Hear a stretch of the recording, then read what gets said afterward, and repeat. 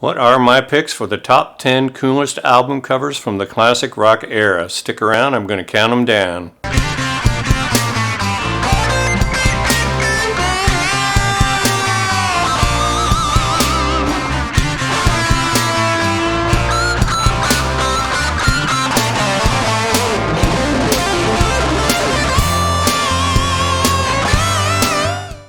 Hey everyone, John Lang here again. Welcome to the John Lang Music Channel. If you haven't already done so, I hope you'll subscribe, like, all that good stuff. Check out some of my other videos. Check out some of my original music. Blah, blah, blah. You know how it goes. Back in the day of the classic rock era, album covers were a pretty big deal. It really caught people's attention when you had a good album design. And of course, for the most part, these were on LPs, which were a lot bigger surface than you have nowadays with CDs, and of course everything's electronic now, so for the most part you just have digital images on your computer. You know, maybe it shows up on your phone about 2 inches high or something, so it's not what it used to be. But of course back then they didn't have computers to design all this stuff with, so a lot of this was just done with paintings and illustrations and sketches and things like that. So really it was a pretty big outlet for artists.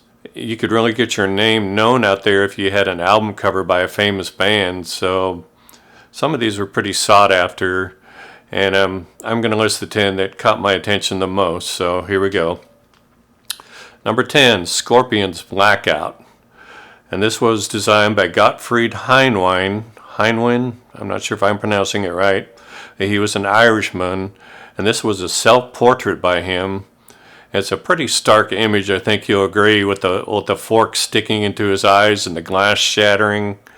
It just really caught my attention the first time I saw it. It just jumps out from the album cover at you. He's got a lot of cool stuff out there. Like if you search under his name, you might find a lot of stuff that's interesting. Here's another picture that he did. It's a painting of a girl, and it shows him in the background with the painting, and it's just a very talented man. So anyway, I hope you like it. Number 9 is the first Kiss album. There's nothing real fancy about this photograph. It was taken by Joel Brodsky, but I just always thought it was very interesting the way he used the light and the dark, just with the complete black background, a little bit of red there, black clothing, and of course the white makeup, which at that particular time they all put on their own makeup except for Peter Criss. And I guess Ace Frehley put silver spray paint in his hair, and supposedly it washed out okay afterwards. He didn't have any trouble with that. But the rumor was that the photographer at first thought they were a bunch of clowns. He denies that, but it makes for an interesting story anyway. And he was a pretty famous rock photographer at the time. Here's another picture that he did of Jim Morrison that I'm sure you've probably seen around. It's a pretty famous photo, and just if you search under Joel Brodsky on the internet, I'm sure you'll come up with a lot of pictures that look very familiar. So check out his other work. Number 8, Kansas, Point of No Return. This is a painting by Peter Lloyd. He was an illustrator, and Kansas really had a lot of cool stuff on their album artwork. They had Peter do this one here, and I think what catches my attention about it is just the boat going over the edge of the earth there. It just really catches your attention. It really highlights the song Point of No Return. I should also mention that he did their Song for America album cover, which I think is pretty cool also. And not to mention, I just think that it's stellar music on these albums as well, so it just really all goes, it makes a nice package together. So anyway, number 7, Debbie Harry, the Cuckoo album. This was a solo album by her, and it was designed by H.R. Geiger.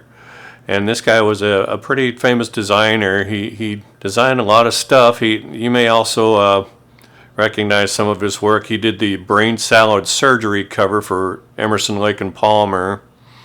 And he was actually the guy that invented the alien from the first Alien movie. So that shows you how versatile he is. He really goes in a lot of different directions. But this picture just always caught my attention with the needles going through her face. Just really cool. Number 6, and you'll find this one on a lot of top album cover lists.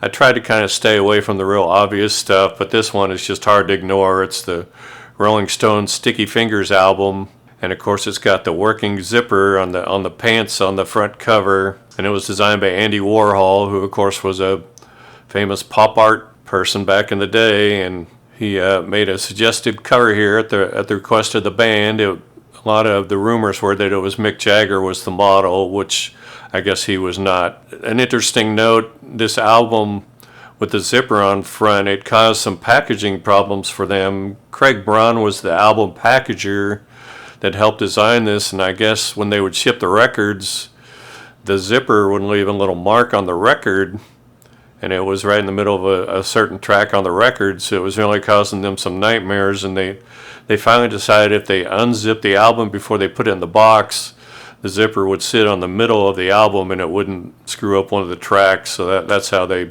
fixed that problem or got around it. And Andy Warhol did a lot of pop art back in the day. The Marilyn Monroe picture that he did is very famous. You'll see that in a lot of places. Here's a picture of that. Number 5, Uriah Heep. Uriah Heep had a lot of interesting artwork on their albums. You know, there were a couple other ones that I could have picked. This one here is from Totally Driven, which was their greatest hits compilation, which didn't come out to 2015. But I just really like the design. It was done by Igor Morsky, a Polish designer, and it just, something about it just captures my attention. Just the bicycle with the propeller on it and all the gears and everything. It's pretty lifelike looking. It just shows he has a very creative imagination. He's won a lot of awards for his artwork. Here's another one of his photos of a puppet man, I guess you would say. Just some really cool stuff from him, so check him out. Number 4, Budgie, which was a Welsh rock band, had an album called Bandolier.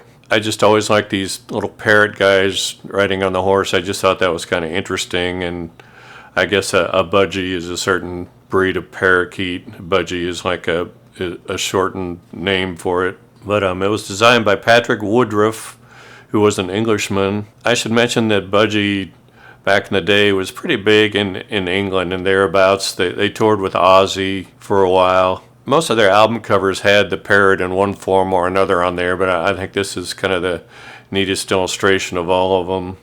Here's another one of Patrick's designs here. The guy flying in the boat there I thought was kind of interesting, so see what you think of that. Number 3, another Kansas album, and this is Mask. And for some reason I just thought this was always a very vivid album cover. Just really caught me by surprise the first time I saw it. Just very creative the way he used all the different fish to make a portrait out of. And this was a reproduction of a painting by Giuseppe Armboldo, an Italian painter. It's called Water was the name of the painting.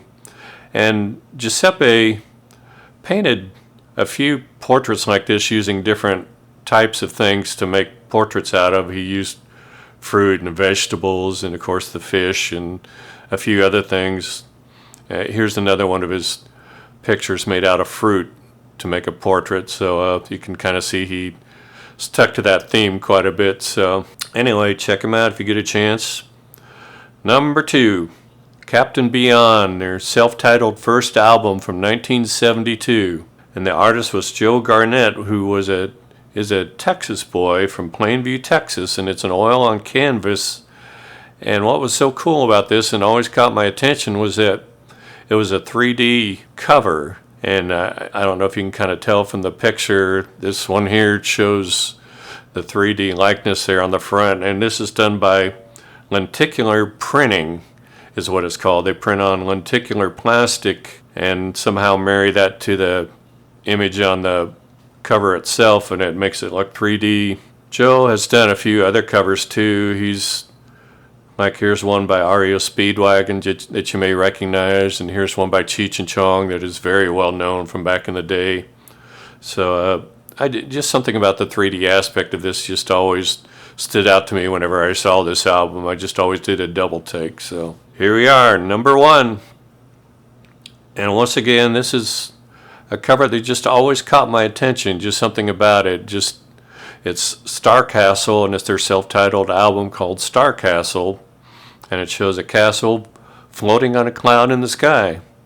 And it was designed by Alex Ebel, who was a popular science fiction and fantasy illustrator. And I just always thought that this was something just captured your imagination when you saw it. It just really captured the name of the band for one thing, but it also captured the essence of their music.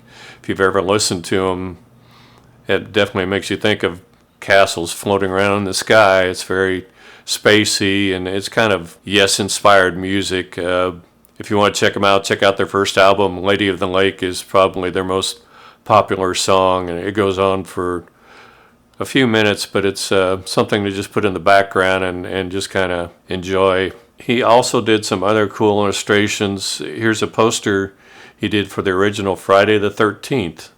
He did a lot of science fiction book covers and magazine covers and things like that. So you'll see what you think of his work. Anyway, that's my top 10. I hope you liked them. I'm sure you've got your own choices. If you want to tell me what they are, leave them in the comments. I'd like to know what they are. And thanks for watching and listening. Take care. Bye.